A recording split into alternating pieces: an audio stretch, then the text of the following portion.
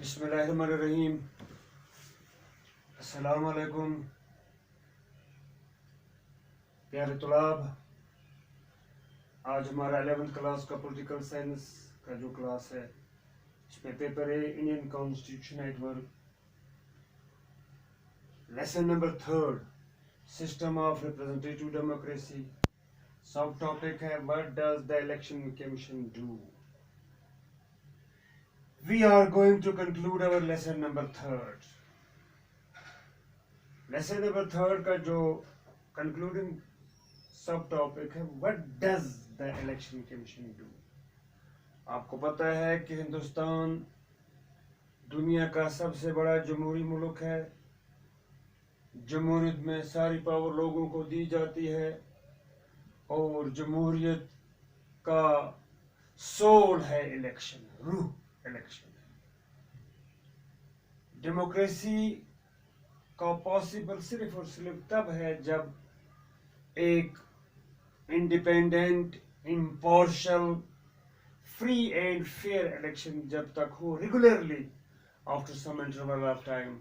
For example, in Indian Parliament elections held after every 5 years. For state elections held after 5 years. तो ये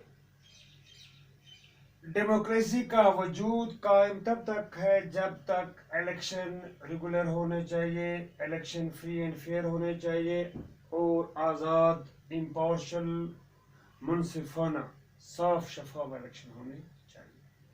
तो इसके लिए एक इलेक्शन कमीशन ऑफ इंडिया, पहले ही जैसा हमारा कॉन्स्टिट्यूशन तैयार हुआ तो एक ऑटोनॉमस कॉन्स्टिट्यूशनल बॉडी बनाई गई जिसका नाम रखा गया the election commission of India.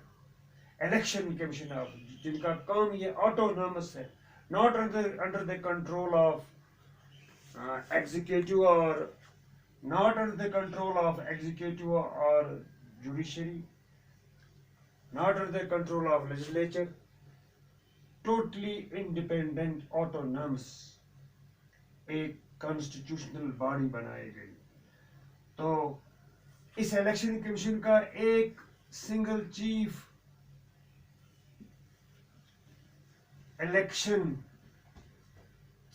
Election commissioner होता है। सिंगल सारे इंडिया में एक, सारे हिंदुस्तान में एक चीफ इलेक्शन कमिश्नर है। तो सबसे पहले 1950 में पहला जो चीफ इलेक्शन कमिश्नर था उसका नाम था Sukumar Sen. Sukumar Sen was first chief election commissioner of India. From 1950 to 15 October 1989, 15 अक्टूबर 1989 तक एक सिंगल मेंबर था चीफ इलेक्शन कमिश्नर। लेकिन 1988 के बाद 61 अमेंडमेंट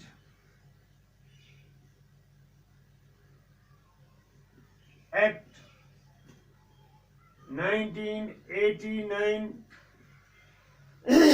from 16 अक्टूबर 1989 से अब 3 मेंबर्स हैं, 3 members. One is Chief Election Commission of India with 2 Election Commissioners of India. Total हो गया ये 3, क्योंकि ये जो डेट है इस अमेंडमेंट में जो राइट टू वोट एज थी वो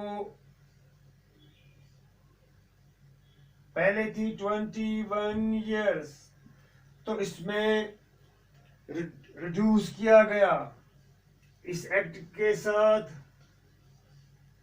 इस 1961 अमेंडमेंट एक्ट में एक तो 3 मेंबर बनाए गए। क्यों? क्योंकि जो एज रिडक्शन की गई from 21 right to vote, right to universal adult franchise का जो एज वो कर दिया 18 ईयर्स है वो। तो उसमें वर्कलोड पड़ गया था सारे इंडिया में। तो इसी के लिए चीफ इलेक्शन कमीशन के साथ 2 इलेक्शन कमीशन ऑफ इंडिया बनाए गए। तो क्या काम है इनका? टू सुपरिंटेंडेंस। क्या काम है इस chief election commission of India? Election commission of India का काम है सुपरिंटेंडेंस और कंट्रोल। जितने भी इलेक्शन हो रहे हैं सारे हिंदुस्तान में, उनको सुपरिंटेंडेंस एंड कंट्रोल करना है। ये काम सौंपा गया है इलेक्शन कमीशन ऑफ इंडिया का, जो ऑटोनॉमस कॉन्स्टिट्यूशनल बॉडी है, ये उनका काम है। तो सारे जितने भी इलेक्शन कंडक्ट करने, किसके लिए? जर्नल इलेक्शन इन्हीं का काम है कंडक्ट करना। मीन्स इंडियन पार्लियामेंट का election, both houses, Lok Sabha as well as Rajya Sabha का जो इलेक्शन है, वो काम है इलेक्शन कमीशन ऑफ इंडिया का। तो एट स्टेट लेवल के जो स्टेट लेजिस्लेटिव असेंबलीज के एग्जाम, ये स्टेट लेजिस्लेटिव असेंबलीज के जो इंतखाब होते हैं, इलेक्शन होते हैं, वो भी कंडक्ट करता है इलेक्शन कमीशन ऑफ इंडिया। और प्रेसिडेंट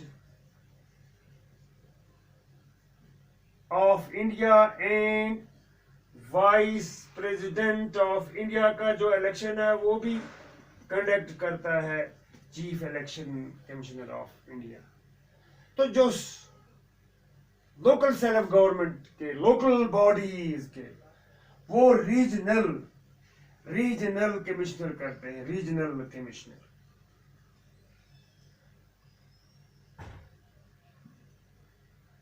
जो पंचायत और म्युनिसिपैलिटीज, लोकल बॉडीज का election not duty of chief election commission of India, not duty of election commission of India.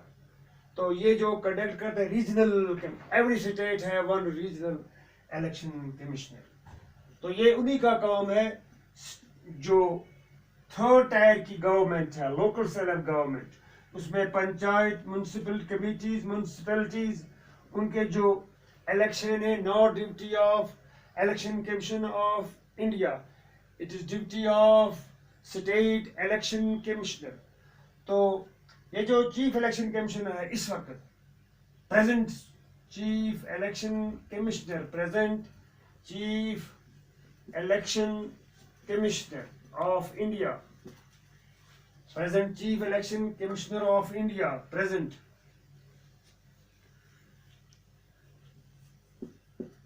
इसका नाम है Sunil Arora, with two election commissioners,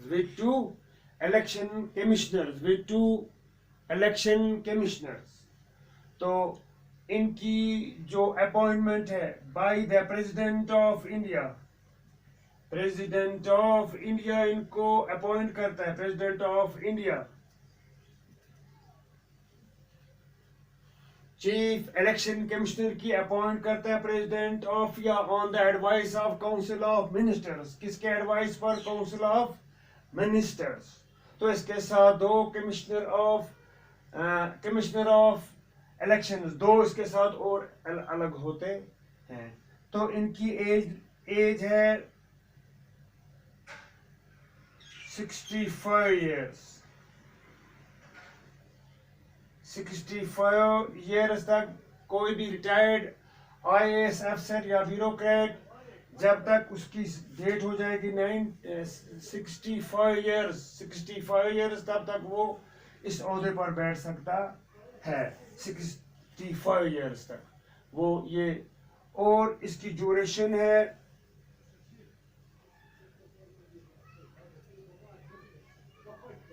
6 years। अगर पहले 6 years कंप्लीट हो जाते हैं तो या 65 years जब तक होगा तब तक इस ये रहेगा। तो इनकी जो सैलरी है इक्वल इनकी जो सैलरी है वो है इक्वल जो सुप्रीम कोर्ट के जज हैं, सुप्रीम कोर्ट के जज और सुप्रीम कोर्ट के चीफ जस्टिस और जो अदर जजेस हैं उनके बराबर इनकी सैलरी होती है, इनके बराबर उनकी सैलरी होती है। तो काम क्या है इनका? To conduct free and fair election throughout India, specially कौन से इलेक्शन? स्पेशली इंडियन पार्लियामेंट जिनको जनरल इलेक्शन बोलते हैं, स्टेट लेजिस्लेटिव असेंबलीज के इलेक्शन एंड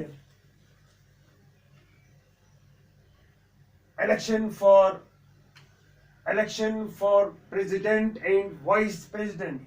ये इनका काम है, इनको कंडक्ट कराना। और जो म्यूनिसिपैलिटीज और पंचायत इलेक्शन है वो कंडक्ट कराता है regional election commission. Thank you.